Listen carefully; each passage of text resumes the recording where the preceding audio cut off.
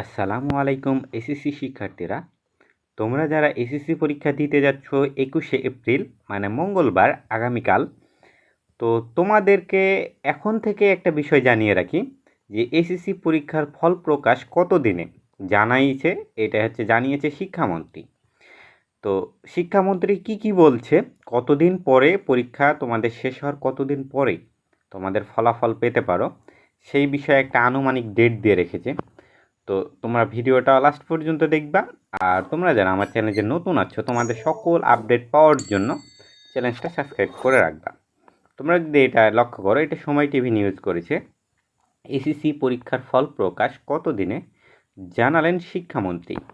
মাধ্যমিক school certificate SSC ও সমমান পরীক্ষা মঙ্গলবার 21শে এপ্রিল থেকে শুরু হচ্ছে। পরীক্ষা চলবে 20শে মে পর্যন্ত, মানে মোটামুটি তোমাদের 1 মাস টানা পরীক্ষা চলবে।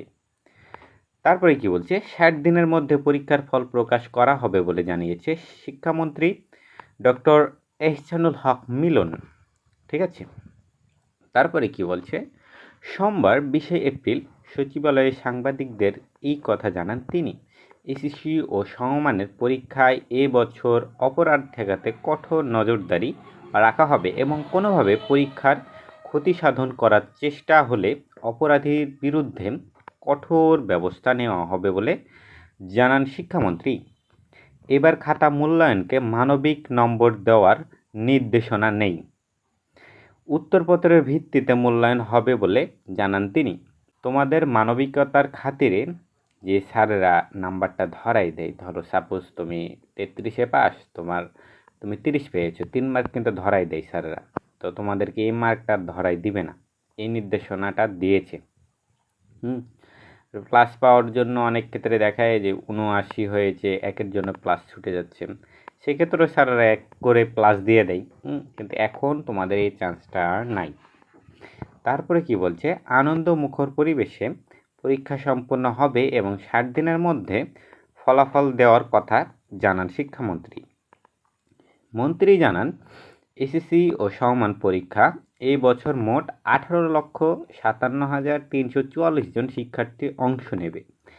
এর মধ্যে 9,30,305 জন ছাত্র এবং 9,27,039 জন ছাত্রী, মানে ছাত্রর চেয়ে ছাত্রের সংখ্যাই কম আছে এবারের পরীক্ষায়। ঠিক আছে, তো এই বিষয়টাই জানিয়ে দিলাম।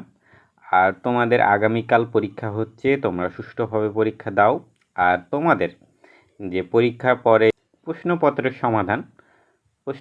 সমাধানটা আমি দিয়ে দেব, তো অবশ্যই তোমরা চ্যানেলটা খেয়াল করে রাখবা। ঠিক আছে, আজকের মতো এ পর্যন্তই। সবাই সুস্থ থেকো, ভালো থেকো, আল্লাহ হাফেজ।